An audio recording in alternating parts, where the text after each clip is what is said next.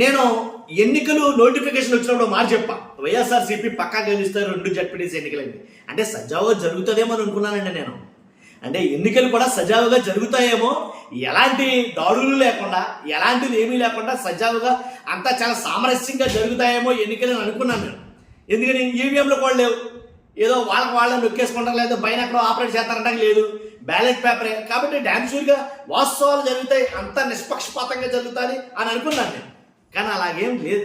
కాబట్టి నేను అనుకున్న మాటని విత్డ్రా చేసుకుంటున్నా. ఎలా అంటే వైఎస్ఆర్సీపీ 2 చోట్ల గెలుస్తుందన్న మాట విత్డ్రా చేసుకున్నా. ఎందుకని చెప్తాను. ఫస్ట్ లైక్ చేయండి, లైక్ చేస్తే ఎక్కువ మందికి ఇన్ఫర్మేషన్ షేర్ అవుతుంది. లైక్ చేయండి, మీ బాధ్యత అని చెప్తాను. అలాగే నాకు కూడా మోటివేషన్గా ఉంటుంది. లైక్ చేయండి. కొత్తగా మన ఛానల్ ఎవరు చూస్తే పక్కగా సబ్స్క్రైబ్ చేయండి. మీ అమూల్యమైన అభిప్రాయాన్ని కామెంట్ రూపంలో తెలియజేయండి.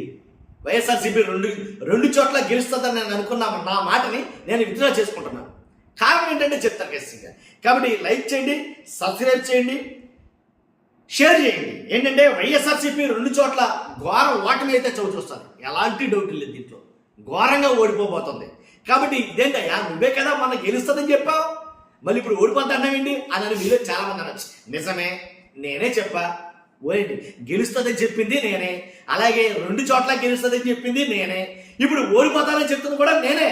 కాబట్టి ఎందుకు రానంటే కనుక కారణం చెప్తా. కారణం చెప్పండి, ఏమంటా ఉండదు. ఖచ్చితంగా కారణాలు లేకుండా మనం ఏ వీడియోలు చెయ్యం. కారణాలు అంటే ఇంకా నేను చెప్పాలా, మీకు తెలీదా ఎందుకు ఓడిపోతా వైఎస్ఆర్సీపీ? తెలీదా మీకు? కళ్ళ కథలు కట్టుకుంటే తెలియదేమో, కానీ ఖచ్చితంగా కళ్ళుని చూస్తే కనుక ఎందుకు ఓడిపోతుంది అన్నానో ఖచ్చితంగా తెలుస్తుంది మీకు. ఎందుకంటే జరిగిన ఎన్నికలు అంటవి, జరిగింది పోలింగ్ అంటది. ఏం ఎన్నికలండి ఇది? నేను ఓటేయడం మొదలెట్టిన తర్వాత ఎలాంటి ఎన్నికలు ఎక్కడ చూడాల. జస్ట్ జడ్పీటీసీ ఎన్నికలు, అసెంబ్లీ ఎన్నికలు కూడా కాదవి. జడ్పీటీసీ ఎన్నికలు ఇలా జరుగుతాయా, అసలు ఎలా ఎన్నికలు జరుగుతాయని చూడటం నేను ఫస్ట్. కాబట్టి గెలుస్తుందని ఏ నోటితో చెప్పండి నేను ఇంకా. కాబట్టి మహా దారుణం. రిగ్గింగ్ అంటారా? అసలు రిగ్గింగ్ అంటే ఏంటో తెలియదు నాకు వాస్తవంగా అయితే కనుక. రిగ్గింగ్ అంటే ఎలా ఉంటుందేమో తెలుసుకున్నాను, నాలంటో చాలా మంది తెలుసుంటారు ఆల్రెడీ. కాబట్టి ఇంకా గెలుస్తుందని ఎలా చెప్పమంటారు?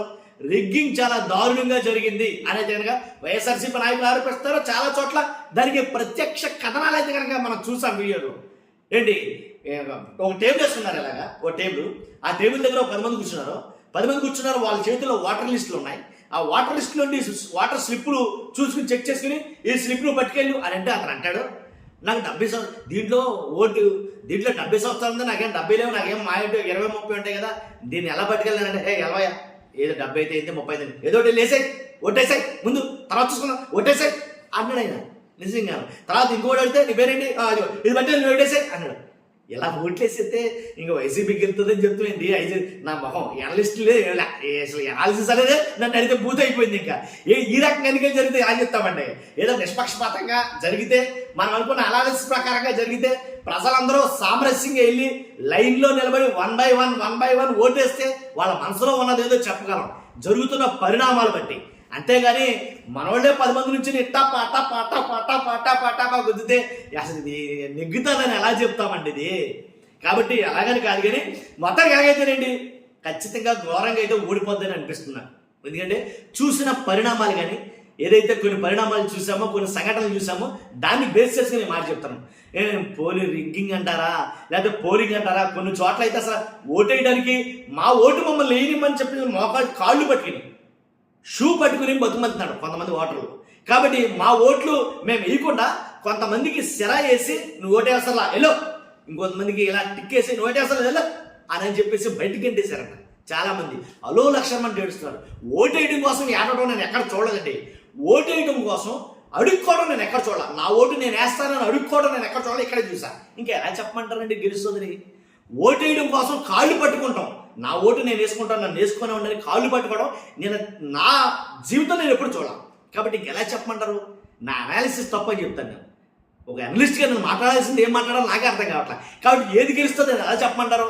ఇంకా చెప్పడానికి ఏముంది నా మొహం? అక్కడ చూడటమే తప్ప జరిగింది చూడటమే జరిగింది.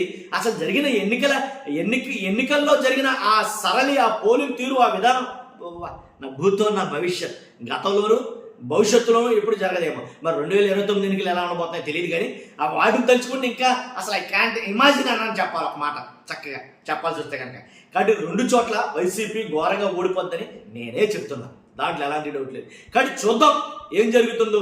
కానీ ఒకటండి, ఎలా అంటే ఎంత దొంగ ఓట్లు ఎన్ని పోలైనా కానీ ఆఖరి ఎంతమంది హోప్ ఉంటుంది కదా, దొంగ ఓట్లు ఎన్ని పోలైనా కానీ నిజంగా వాస్తవానికి గుర్రాన్ని ఏటి దాకా తీసుకెళ్ళినా నీరు తాగించగలిగేటటువంటి మగాడు ఎవడు పుట్ల, నీరు తాగించడం బలవంతంగా.